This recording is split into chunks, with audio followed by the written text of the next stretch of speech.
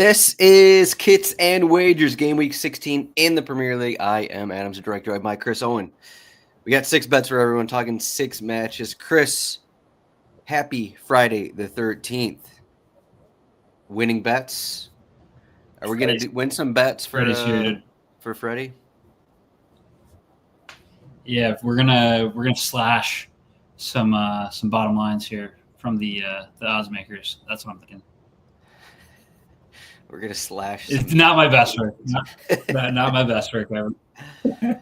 Also, not our best work. We're on a cold spell right now. I've lost 9 straight bets on this show, Chris. But we fight back. We fight back is what I say. Some bets were good. Some bets were dumb. But we fight back. We are almost even here. I am somehow almost at even. I'm now down money on the season because I've lost 9 straight. But guess what? I feel good about mine. You feel good about yours. So we got a big week, Game Week 16 here ahead of us. Also just posted my article on the site. Got 3 more bets in that one.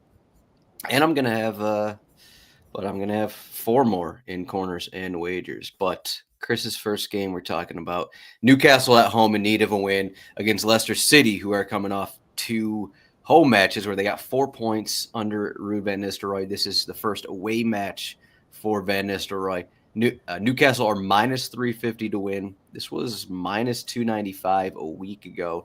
Now they're minus 350. Kind of intriguing. Leicester City plus 800 to win. Some of that may have to do with Leicester City injury issues. So in addition, once Van Nistelrooy took over for Leicester, he moved back Connor Cody, maybe not moved back, but he moved in Connor Coney and Yannick Vestergaard in the starting 11. It had been Boutface and Caleb Coley starting basically every game under Steve Cooper. So he's just added like veteran guys on the back line.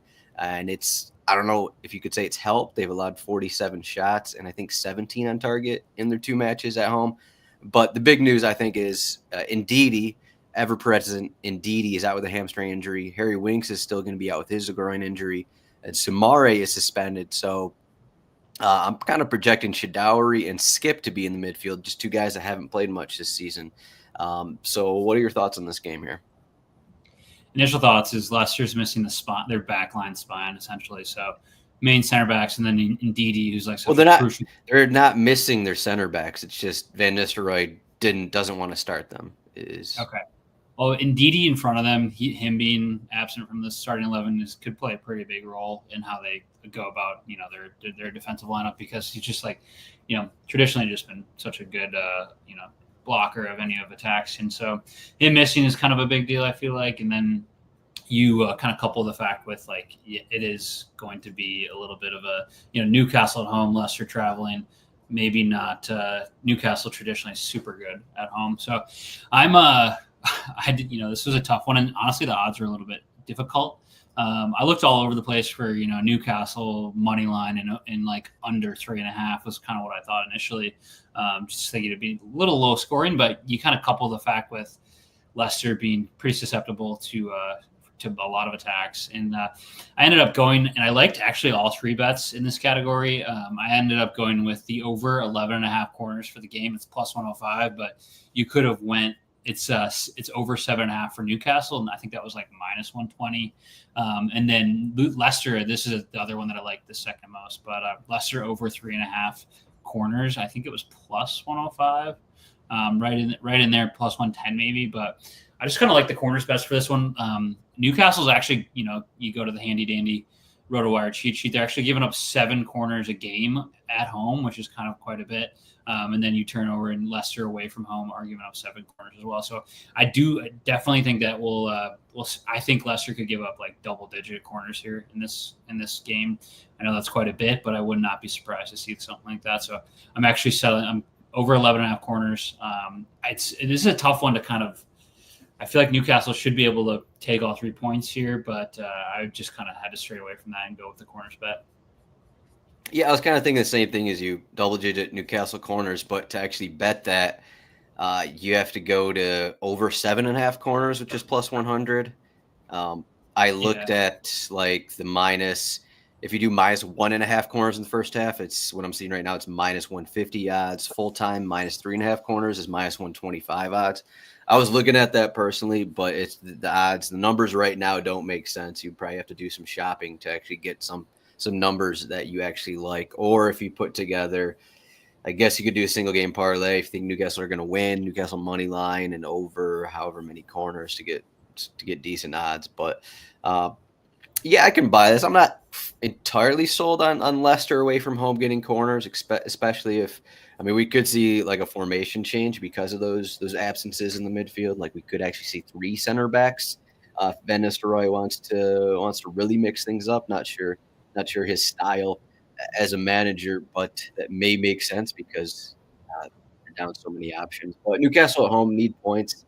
I think we're both kind of on that same side of Newcastle probably going to dominate the midfield here. So I think that could be like double-digit corners and then Leicester getting a couple or a few on the counter kind of a thing. So over 11.5 corners plus 105 odds. Do you think I'm curious? There's got to be some data out there that supports whether you're more likely to give more corners as 3 at the back or 4 at the back. That is a fair question. I guess it depends on. Obviously, it probably depends on the team. There's some teams that roll out. Actually, let's actually get into it here. I'm talking. I'll kind of get my answer in with this next match here because Wolverhampton kind of did something weird in their last game. But Wolves are home against Ipswich. Wolverhampton are minus 105 to win. Ipswich plus 265 to win. The odds have gone down here on Wolves, who just lost Monday. So speaking of just like 3 in the back, 4 in the back, whatever, Wolverhampton in El Sacico rolled out 5 defenders and 3 defensive midfielders in their game at West Ham. Just a kind of a weird strategy from Gary O'Neill in a game many thought that like they needed points from. And then West Ham kind of going off the back of Mikel Antonio's accident, getting the win there. But in terms of your question, like Wolves are a team that, okay, let's say if you compare, I don't want to compare Manchester United right now. Who's like a good attacking, maybe like an Inter, like Inter Milan here compared to like Wolverhampton. If we compare like 3 in the back for these 2 teams, well, I'm just saying like there's a team, right? I'm just saying like. Wolverhampton, if you have like 3 center backs, wing backs, just a generally more defensive team. Inter are defensive, but like they are just a team that gets like you trust DeMarco and Darmian and whoever to get more forward than maybe that's poor because Doherty I think just scored for Wolverhampton, but I think you compare like if a team actually wants to attack or not. A team like Wolverhampton, I don't think actually wants to attack. They just want to go on the counter. I don't think Inter is not a team that like, okay, we're going to sit back and just go on the counter. I don't think that's how they play. So I guess it's more about like how a team actually wants to play is how I'll answer your question from 5 minutes ago. Mentality. Yeah. Yeah. And then we'll jump into that for my bet because I'm actually going Ipswich Town corners here. I found no reason through my knowledge of the past 3 months / recent research here to take Wolverhampton corners because they don't like playing with possession. I know Ipswich away from town, not the best team here, fighting relegation. Both teams fighting relegation, but we don't even know how Wolverhampton are going to line up, so maybe they just come out and attacking, and this is a lost bet. But I'm taking Ipswich Town race to 5 corners at plus 160 odds. I'm taking this because I think it should be close to even odds here. I think it should be even odds for these teams to, in terms of reaching corners. I think it's going to be a pretty even game in terms of corners. There's no reason to suggest Wolverhampton are going to dominate the ball and going to rack up corners. They haven't played like that all season, so why is it going to start now against Ipswich Town, who pretty much ever since the Tottenham match after the international break, they've kind of fallen off, kind of lost some juice a little bit. They lost a lead late last week and turned into a loss against Bournemouth. But Ipswich Town raced to 5 corners. I just like the odds here, plus 160.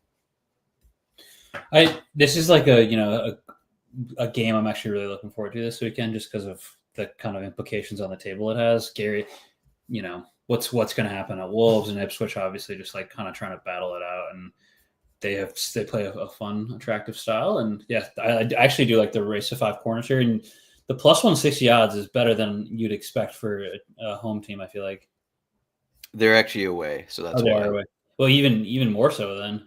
I guess you'd maybe expect it to be like closer to like plus 180, but yeah, the plus 160 is nice. Yeah, I believe the number I found is Wolverhampton are averaging. I know a lot of this is matchup earlier in the season, but Wolverhampton are averaging under 3 corners per game at home this season.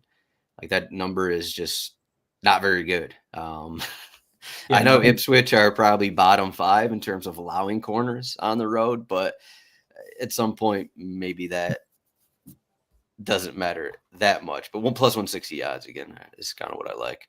Yeah. Next game is Nottingham Forest home against Aston Villa.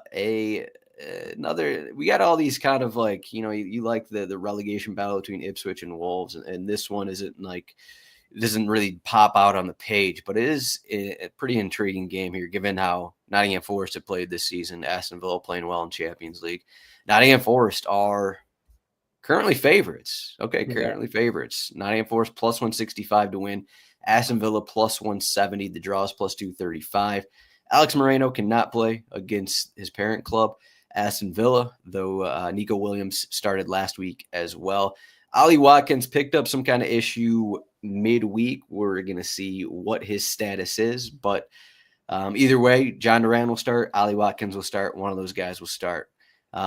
It's been a tough, long. Well, it's going to continue to be tough and long couple weeks here for Aston Villa because Unai Emery hasn't really rotated. He started Matty Cash in an attacking role. I guess that must have been at Leipzig. I think he was. So they're just kind of lacking options. Now Watkins is hurt. So kind of difficult situation. Then you play against a team that doesn't allow a ton of great opportunities. So what's your read on this one? Yeah, the midweek match here, I feel like hurts them a little bit. Like having to, I guess they were away from home. They played RB Leipzig, which they actually won 3-2. Pretty big result for them to keep them, in that top 8 in the Champions League. But it's like you mentioned, it's just like the lack of rotation and the fact that they're playing games every 3-4 days here for the next couple weeks. And you couple that with Nottingham Forest, who's been really good this season, coming off maybe not that impressive a win, but a 1-0 over Ipswich. Their most recent home game.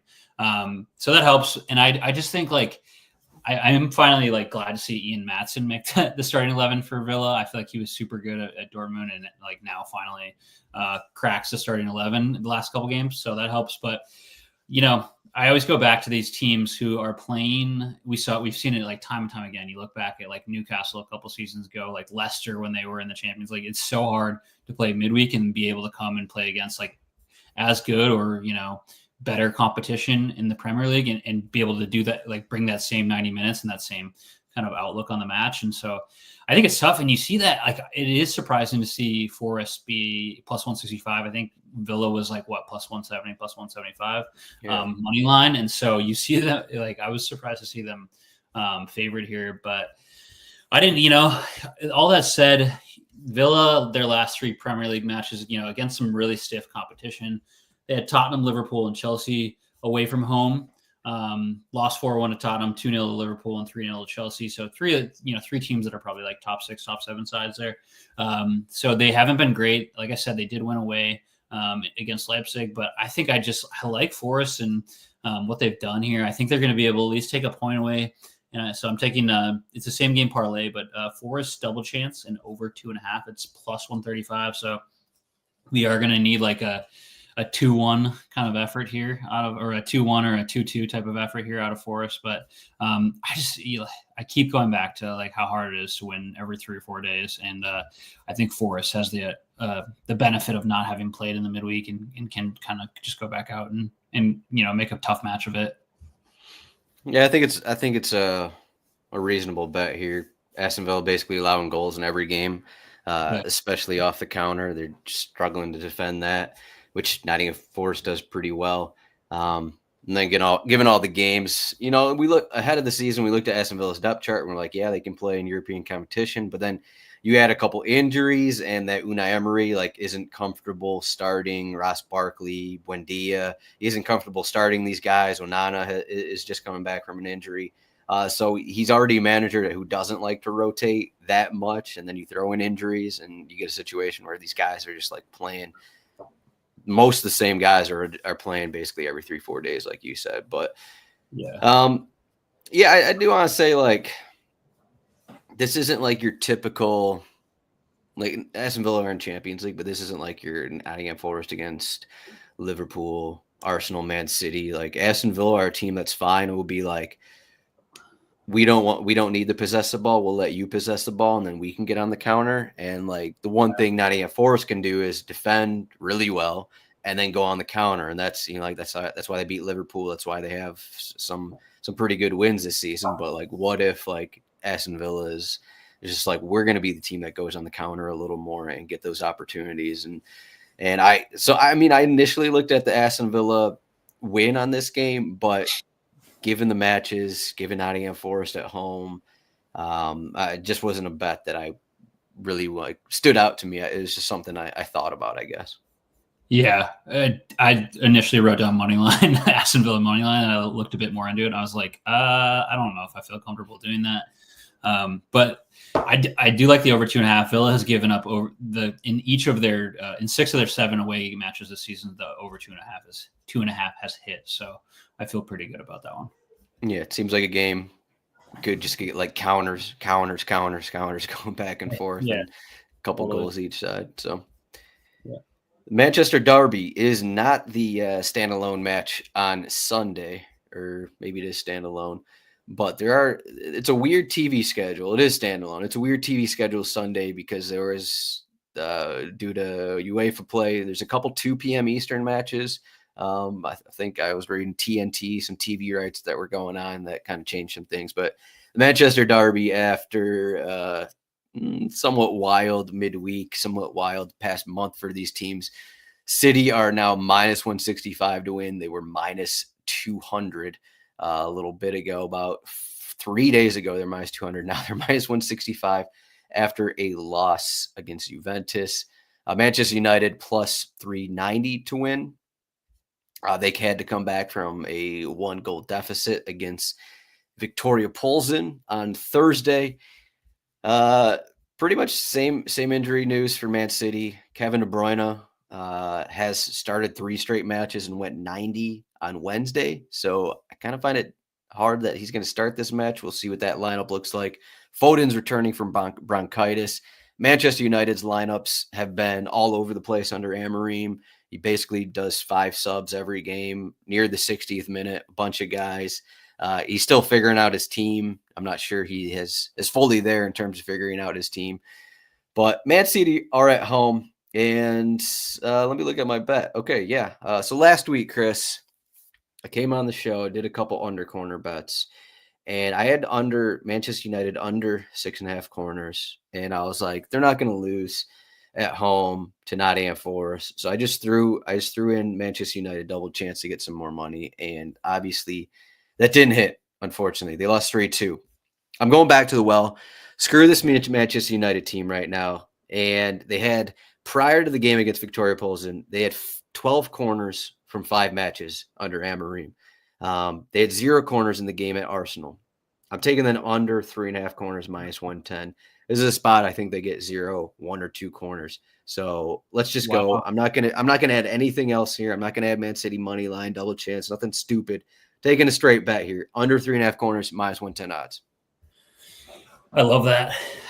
There was a recent article in The Athletic about how City are like, essentially like they've been tiring themselves out because they've been losing possession and not able to recover it as much. And like, they're in this like cycle of, playing the same guys because they have, 4 or 5 guys who are hurt, and then like forcing them to play, this possession style, and they're not able to keep possession. So I feel like there's really going to be a focus on like, keeping the ball moving for them this match. And hopefully that, implies that they're going to not let up a whole lot of corners to United. Yeah, I mean, you just look at it like, I know Man City just lost midweek, Juventus. I mean, before that, their game, the Nottingham Forest game, it was like, oh, Man City are back. They 8 corners, 2 corners in that match, kind of controlled that one against Forest. Then the Crystal Palace match happened. I was like, all right, well, maybe they're not back. But maybe it doesn't matter because Manchester United haven't been back for 5 years. So they haven't played particularly well under Amorim yet. And I think both these teams are kind of in a weird spot. But I think it's going to go to the side that I'm just going to go to a side that has, better history. It's Man City. They're at home. So, and we already have the recent history of Man United just not getting corners against obviously worse teams. So I'm fine with this one. I might do like under 2.5 in a different bet to get some more money. Man City money line. Maybe do Holland anytime goal scorer jumps over to Lisandro Martinez for a goal, something like that. Yeah, I don't know the under 2.5. I feel like City have been so susceptible to goals, so I feel like I would have a tough time doing the under here. But I love. I mean, the hot under 2.5 corners. Oh, okay. There you go. I was like under 2.5 goals. I feel like we might for Manchester United. Yeah. You said the last United hasn't been good in the last 5 years, but I think we could call it the last 12. Okay. Yeah, I was being nice. All right. Yeah, it's been a while. Also the last week's news of was it Dan Ashworth being their sporting director for 5 months, and they essentially paid a transfer fee, and then all of a sudden he's gone, and I'm worried about them. In a good way. Worried. Yeah. He's worried about them. The Liverpool fan is worried about them. Next game. This is one of those 2 p.m. Eastern games on Sunday. We have Southampton at home plus 350 odds against Tottenham. Tottenham are minus 145 to win. Tottenham had a weird game on a Thursday at Rangers. They didn't really outplay Rangers. They were down a goal, ended up getting the equalizer. It's been pretty much since the Man City win, Tottenham have been in a spot where Postecoglou's getting kind of ripped. Postecoglou's pissed. Basically every time I've seen him on the pitch, on the touchline, every time I've seen him in press conferences, he has the same face. He doesn't look too happy, and I think for good reason here. Then you throw in a bunch of other stuff here. So Romero's still out. Van de Ven's still out. Both those guys came back like a week ago. It was too early. Both picked up new injuries. Basuma is suspended. Bentancur is still suspended. So we could see center backs of Dragusin and Archie Gray, and then a midfield with no Basuma or Bentancur, and then like Sar, Kulusevski, James Madison kind of a thing. So how much does that matter against Southampton, who, basically have been bad and making 5 defensive mistakes every game? Yeah, I think we're good for at least the last 4 matches I've watched Southampton. It's essentially been one of the goals they give up is because they've played out of the back, and it's been an errant pass and then into the back of the net 10 seconds later, maybe less. And so I think you're good to bookend at least some sort of defensive effort like that, where it's okay, that's one goal. I think Tottenham. The Dragusin Archie Gray center back pairing is kind of hilarious, and what happened to Tottenham of last season when they started the season? I think they were 6 wins out of 6 or something like that, very top of the table. The vibes were immaculate there. They were posturing and just the savior of the club, and now it's that point in time when they're kind of souring on the manager who's brought them some good vibes. And so I would love to see them start to string together a couple of big results. If they lose here or don't win, essentially don't win, the alarm bells are going to continue to go off here. So I actually do think that they'll be able to win this game. Southampton is just not a very good team. So I like Tottenham. I'm going to go back with the same bet here, but Tottenham money line. And I think the over 2.5 is pretty good here. Tottenham's been pretty mixed bag away from home recently. I mean, you mentioned that big 4-0 win over Man City, but they lost to Bournemouth in their last away match. They've lost to Palace and Brighton. They did beat United before that, but they've kind of been all over the place. And then you look at Southampton at home and not good either. They're giving up last 2 games. They've given up 5 and 6 goals. So I expect goals, and I do think I'm kind of mostly banking on the fact that Tottenham is a much better team, and they badly need a result. And so that's why I'm banking on the money line here.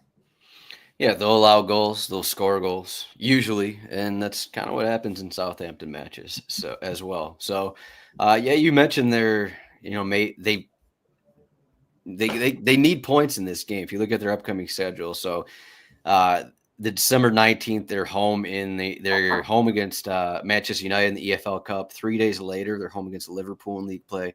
Boxing Day, they're at Nottingham Forest. So it's like, okay, if you only get a draw on this spot, you lose this match, and then you can't get if you fall to Manchester United in the cup, and then you're home against Liverpool. It just seems like another similar situation to the Chelsea game. It's like this team is in a tough spot. You need somewhere in your schedule to get some confidence, find a win, get some points, and then start making rolling that together kind of a thing. And this is the spot to do it. If they don't get it here, then who knows what like the next few weeks for Postecoglou are going to look like. So yeah, they need points. Yep. The final game, also at the same time as this Spurs Southampton one, is Chelsea are home against Brentford. Chelsea are minus 310. This has gone up considerably in the past week, following their decent run of success, 4-3 win at Tottenham. They were minus 250. Now they're minus 310 to win. Brentford, we're plus 600. We're plus 500. Now they're plus 700. I think a lot of this is just Chelsea, and then Brentford have been pretty bad away from home. And that's kind of what it comes down to. I think Brentford have been one of the best teams in the league at home and one of the worst teams on the road this season. And I don't think that's going to change here. So in so many games this season, unfortunately, it wasn't last week for me, but I've gone like the Thomas Frank single game parlay. When Brentford are at home, you just do both teams to score, and then Brentford win or Brentford double chance. And that's basically hit almost every game this season. Or if not, I think it actually has hit every game this season.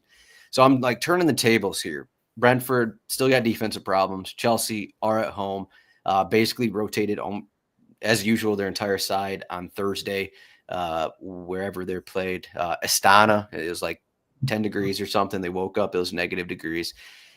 Either way, they're going to be rested. I'm taking Chelsea money line with both teams to score, plus 120 odds. Honestly, this feels like too easy of a bet here. I shouldn't say that. Actually, I don't want to say that. I think Chelsea money line and over 2.5 goals maybe is the better bet, but you're only getting about minus 130 odds. The worry here is that Brentford actually don't score in this game and Chelsea get a clean sheet like they got a clean sheet against Aston Villa a few weeks ago. Something I don't want to happen, but I think Brentford they've been scoring against everyone, so why can't they score in this game? Yeah, and just so many goals out of them, and yeah, the Chelsea money line I love. Like they're getting after last weekend when obviously the post moment of the Liverpool game, they're like getting, and they won in pretty good fashion. Like they're getting shouts of like might make a run at the title, which it's hard to argue against. Yeah, I still kind of doubt I don't know, some of the games against better teams, but I guess there aren't really a ton of better teams because Tottenham, Manchester United, Man City. So I guess they already did lose at home, Man City, but I just look at some of the games and I don't know if Chelsea are going to be there against the top teams, but it's like, where are the top teams in the league? So maybe that doesn't matter. So I don't know what the odds are, but I think they're guaranteed for top 4 right now. Looking pretty good for top 2, given what's around them as well. So, well, yeah, in the league they've won like what is it, 5 in a row, 4 in a row in the league they've won, and so it's tough to bet against that. Like against some, a couple tough teams. They got that draw against Chelsea, so they're playing as good as anyone is right now, and it's I like the money line bet here especially. Yeah, I guess away from home is kind of where their faults are all pretty much at. If you're looking at the loss to Liverpool, loss to Newcastle, lost Cup, draw at Manchester United, draw against. But in the league they've only dropped 4 points, I guess, away from home, right? That Man United and Liverpool, and that's it. Otherwise, they've been pretty solid away from home. A lot of wins in there. Yeah, I don't know, man. I'm just not. We'll see. They're it's hard to like we talk about Aston Villa, we talk about Chelsea in this European play. And European play just doesn't matter for Chelsea because they rotate every game. It's just like a completely different situation where Aston Villa, they're playing in Champions League. They play their A squad all those games. Chelsea, they play their B and C squad, which is a mid-table side in the Premier League. Their C squad is or B squad, whatever. So just a different situation when we're talking about Chelsea having to deal with midweek stuff, and it's clearly helping them because they clearly Enzo Maresca has clearly found a way just to like rotate his side, get mostly everyone minutes, and somewhat keep most of the players happy, even if guys aren't playing every game. But those are the 6 bets, Chris. Here's the cheat sheet, rotowire.com/soccer trial. Here's everything else we got. We did not talk about Liverpool this week. They're home against Fulham. I was going to take an under on this game, and then I looked at Fulham's back line, which is having Jorge Cuenca might be a starter. I don't even think he's made a start this season. They got injuries. They got suspensions. So I'm not actually going to take that one. But it does feel like a game that Fulham have been good defensively this season. Without their top 2 starting center backs. I had some doubts about that actual bet, but anything stand out to you here? Aside from the games we talked about, yeah, I mean, like I don't think we mentioned Arsenal here, but that's should be a winnable game for them. But yeah, the Liverpool game, last year they had that like all-time classic 4-3. I think that was also at Anfield where that like they traded goals. There was a couple like Alex McAllister hit a just amazing volley. Endo had a shot outside the goal. Trent hit a free kick. So I'm not expecting that again, but I do think Fulham is a sticky side and could definitely pose some trouble, especially like after playing on a short week and having to travel away. So I'm a little weary of that one, especially after they drew last time out. Yeah. Well, that's it for game week 16. Chris, you can find him at CHR08. I'm at Roto Zdroik. This is a Friday the 13th show. We'll be back next week for game week 17, which is, I think it's a regular weekend of games. I think we have one more regular weekend, and then we have Boxing Day matches. If I can remember the schedule correctly, I think that's what we're looking at. Yep, we got games on the 21st and 22nd, and then Boxing Day. Yeah. And back to it a day, 2 days later. So, yeah. All right, Chris. Enjoy 40-degree weather. I will enjoy 20-degree snowstorms over here. These are the Game Week 16 bets. Make sure to like and subscribe. Check out our channel, rotowire.com/YouTube. We'll see everyone next week. Thanks, Adam.